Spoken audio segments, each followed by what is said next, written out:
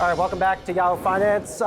Here at the Milken Conference in California, I'm Yahoo Finance Executive Editor Brian Sozzi here with a very special guest. That is Marc Rowan, Apollo CEO. And of course, I should mention Apollo, the parent company of Yahoo Finance. Marc, good to see you. Nice to see you. This is the first time we're getting to talk to you after your earnings call on Friday. And you said something, many things, which we're going to dive into. You said this, quote, I got to get your comment on this.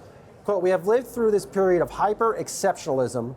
I believe we are now back to exceptionalism. What's the difference between the two? Well, think about what's happened. If you're anywhere in the world for the last 20 years, you have three large markets: China, Europe, and US. For the last 20 years, we've been the cleanest dirty shirt. All the money in the world has come into the US. Think about what's happened to our indices. 10 companies became 40% of the S&P. One of our companies, NVIDIA, was worth more than the market cap of every stock exchange other than Japan. Those 10 companies traded at a 60 PE. All this money came flowing into the US. We were the largest recipients of foreign direct investment 3-4 years in a row.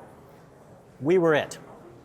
What we've done, and I'm not saying what the administration wants to do is wrong. I actually believe what they want to do in terms of resetting our trade relations with the world is the right thing to do. But the way it's being done, in the short term, we introduced uncertainty, and in the long term, we actually damaged the US brand.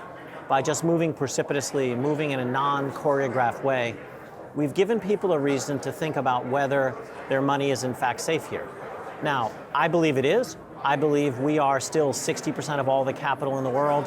We have lots of things going for us, but it would be hard to deny we have not moved down a notch. Well, I know you do not say that the US brand has been damaged. You don't take that lightly. Why is investing in America still safe then? Let's start with what your alternatives are. We are the largest capital market in the world. We are 60% of all the capital. We have all the growth. We are at 4% unemployment. And whether people like how we got here or not, we're building infrastructure, we're building semiconductor plants, we're building Inflation Reduction Act manufacturing. Oh, and now we're adding energy, we're ramping defense production, we're doing next generation data and power. Half the time I worry about capital flow, the other half of the time I worry about where are the workers to actually staff what we're building here. We are it. Every place else in the world has the same issues that we have without many of the advantages. So people can, on the one hand, say, I'm concerned about abrupt changes in US policy and what that might mean. On the other hand, we can still step back and weigh our relative advantages up against our competing blocks, and they are manifold. Last time I talked to you, Marc, was at our Invest conference in the fall, week after the President Trump got elected, and you were rumored to be a potential contender for Treasury Secretary. But now that we have seen the playbook that Secretary Bessent has run, the President has run, what would you be doing differently if you were in that seat? Look, unfair to... The Treasury Secretary has a very difficult job, and I think is actually doing quite a good job under the circumstances. Let's start with the goal. We are looking to reset our trade relations with the world. We are the freest trading country in the world. Allies and strategic competitors have introduced blocks which keep us from accessing their market. Removing those blocks, this is a fundamentally worthy goal. But imagine if we were going after this with the US and Mexico together, the US, Mexico, and Canada together. The US and Mexico together should be the dominant economic force in the world for the next 50 years. US with advanced manufacturing, knowledge-based manufacturing, Mexico as a source of skilled labor. Northern Mexico should be the biggest boomtown in the world. The issues that separate us from Mexico, notwithstanding two significant free trade agreements, have not been resolved. If tariffs are a means to help resolve those issues, that's great. One Mexican industrialist said to me, and I quote, "If it takes tariffs to make Mexico great again, so be it." Canada, exactly the same thing. Facing the world with our own markets established and bedded down probably just gives us much more leverage. Do you agree with Warren Buffett that tariffs are akin to a weapon? I don't. I think, and I've said this publicly, I think there are smart tariffs and there are stupid tariffs. Tariff is just a tool. A weapon gives it a political context or other things. Are 145% tariffs on China stupid? They will certainly cause an abrupt adjustment. So think about what's happening. We have businesses in the US who have, through no fault of their own, been induced to rely on a system of imports. You're now the 100-year-old toy manufacturer. Your toys are coming into the port in the next couple of months. These dolls are going to come with no hair, Mark. Because you can't. We're not ball dolls here. The way the tariffs work, the importer, that 100-year-old store, has to pay the tariff when the goods hit the port. No one has that kind of money.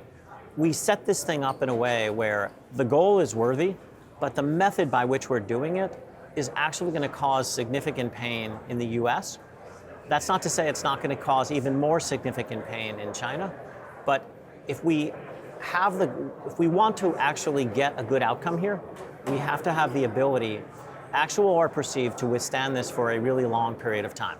I'm not sure tariffs are currently set up to do that, and you see exemptions for Apple, exemptions for some of the big companies.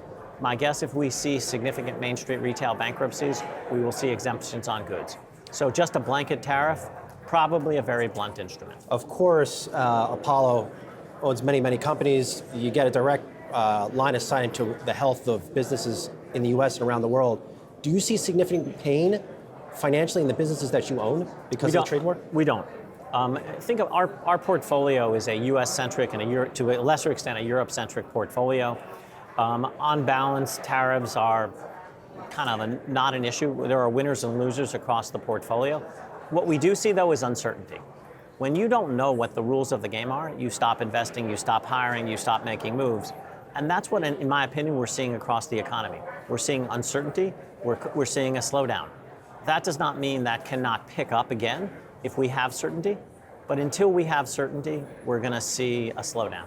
I think back to your Investor Day, October last year. It feels like yesterday in my mind, maybe not in your mind, but you mentioned that you want to double your assets at Apollo by 2029 against the backdrop of a trade war. Can you still do that? I think very little of what's happening now is actually impacting our industry. Our industry is being driven by everything we're building.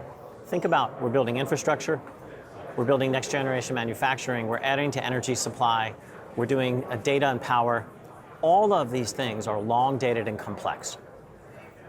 Long dated and complex does not get financed in the banking system. It does not get financed in the investment grade marketplace. It comes to private capital. Oh, by the way, Europe wants to do everything the US is doing with a not as evolved capital market. I see nothing but demand for capital in the kinds of forms that our industry as a whole has done. And so I am very bullish. I also see expansions of demand for the asset.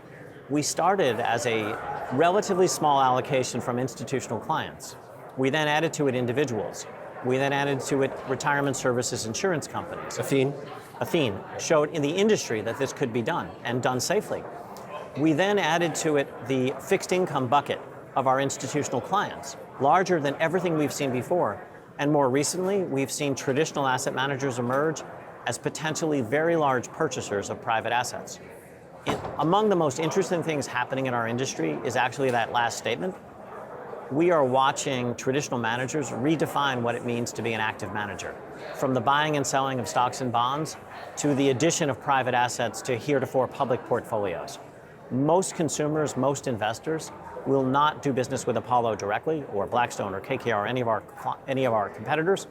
They will do business with their traditional asset manager, who will access private markets, most likely through one of the big firms. Lastly, Mark, we were here 1 year ago, and I asked you about what was happening on colleges' campuses across this country. Now things have gone another direction. You see the Trump administration giving the business to Harvard, giving the business to Columbia. What do you make of what the administration is doing with America's higher education institutions? A couple of conflicting thoughts. First, US higher education system among our most important competitive advantages.